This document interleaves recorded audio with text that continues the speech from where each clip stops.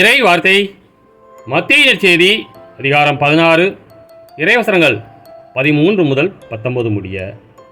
இயேசு பிலிப்பு செசாரியா பகுதிக்கு சென்றார். அவர் தம் சீடரை நோக்கி, மானிட மகன் யாரென்று மக்கள் சொல்கிறார்கள் என்று கேட்டார்.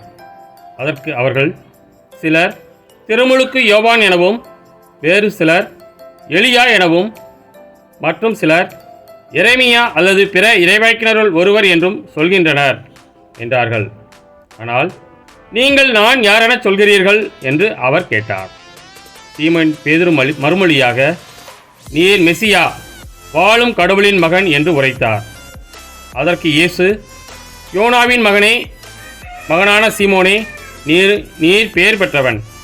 ஏனெனில் எந்த மனிதரும் இதை உனக்கு வெளிப்படுத்தவில்லை, மாறாக விண்ணகத்திலுள்ள என் தந்தையை வெளிப்படுத்தியுள்ளார். எனவே நான் உனக்கு கூறுகிறேன், உன் பெயர் பேதுரு. இந்த பாறையின் மேல் என் திருச்சபையை கட்டுவேன். பாதாளத்தின் வாயில்கள் அதன் மேல் வெற்றி கொள்ளா. விண்ணரசின் திறவுகோல்களை நான் உன்னிடம் தருவேன். மண்ணுலகில் நீ தடை செய்வது விண்ணுலகிலும் தடை செய்யப்படும். மண்ணுலகில் நீ அனுமதிப்பது விண்ணுலகிலும் அனுமதிக்கப்படும் என்றார். கிறிஸ்துவின் நற்செய்தி.